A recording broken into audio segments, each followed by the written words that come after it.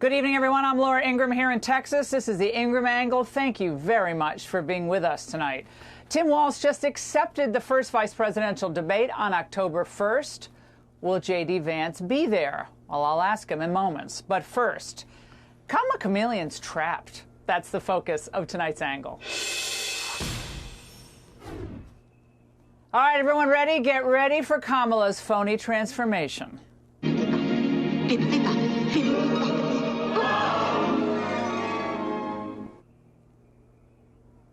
Her Obama-fied campaign team has obviously come to the conclusion that she can't win with her radical views or her record. No way. And they gave the story of her fake evolution on the issues to Axios to prepare the narrative for the week. Now, a big part of the Harris plan, they write, is to unapologetically change some of her more liberal positions and claim her White House experience helped change her mind. She's also fine plucking popular Trump ideas, notably no tax on tips for service and hospitality workers, popular in Nevada, one of the biggest swing states. Now, the Obama team, everyone has to remember, they never really respected Biden's record or performance. And at the same time, they know that a Bernie Sanders, Tim Walz-type Harris campaign cannot and will not beat Trump. Therefore, her big economic speech in Raleigh this Friday will feature a big magic act. Tonight, ladies and gentlemen, behold the spectacle. With astounding skill, Kamala Harris will make her entire radical record and her views disappear. Well, look, of course they're correct, right, that Biden was a disaster, and his economic record, it's simply indefensible. But the problem is the political cure they're giving her is worse than the disease. The entire strategy makes her look like a lightweight who was just plain wrong on major issues for years. And while the VP was sitting around helping organize social events, well, what did she actually accomplish? She's going to try to run away from all of her old positions. In this effort to reinvent Kamala at age 60, tonight I'm telling you, it's not going to work. First, she doesn't have the political skill to do this. It takes skill to do it. It would require huge talent to explain what you believed a month ago or 4 years ago you now reject. But she's just not competent enough to methodically distance herself from her old detailed record. Now, Bill Clinton, Barack Obama, maybe they could, but she cannot. Second, we have her on tape on all the issues. I am prepared to get rid of the filibuster to pass a Green New Deal. There's no question I'm in favor of banning fracking. For people out there who like their insurance, they don't get to keep it? Let's eliminate all of that. Let's move on. We can't treat people like criminals when they're crossing the border. She's flip-flopped on all of those issues.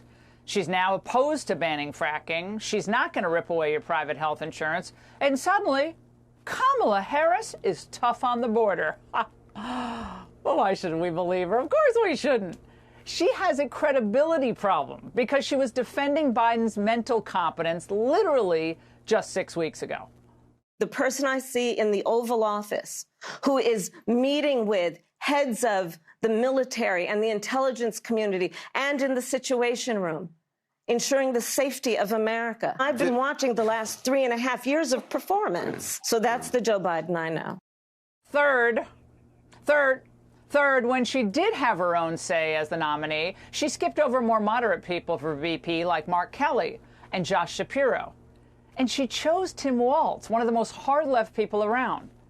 Now, his views are now, by association, her views. Bad. Fourth, by doing this cynical fake pivot away from the Biden-Harris failed record, she's conceding that they've been wrong for 3.5 years on huge issues, after literally just saying a few weeks ago how historic Biden was and one of the greatest presidents ever. A few words about our incredible President Joe Biden. Joe's legacy of accomplishment over the past 3.5 years is unmatched in modern history. If she believes Biden's record is so fantastic, why does she feel the need to come up with her own new ideas for her speech on Friday? She and President Biden have gotten a lot done, but she's also going to lay out her own vision for the economy, how she's going to continue to lower costs for families, how she's going to continue to put consumers first and corporations last.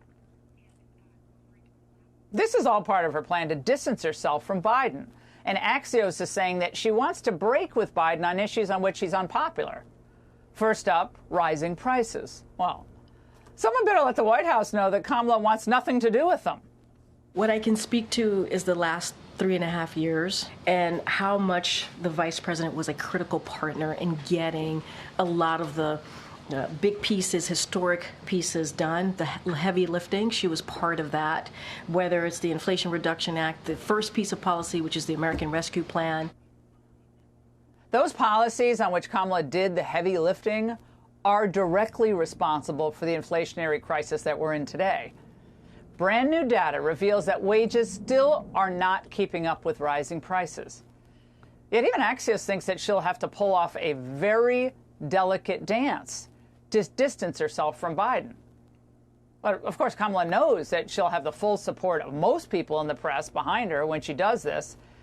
But in the end, I'm telling you guys, it's not going to work because it just gives more credence to Vance's view and the Angle's moniker of 2 weeks ago, that she's a comma chameleon. This is a desperate move at a time when the regime media is trying to convince voters that the GOP is desperate and disunited. But that's just bunk. Republicans are united and proud of their record. We don't need to restate our views or rebrand or rethink our views on everything from taxes to the border to energy production.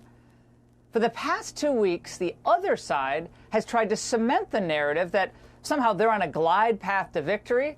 But all this rigmarole just shows that they're in real trouble.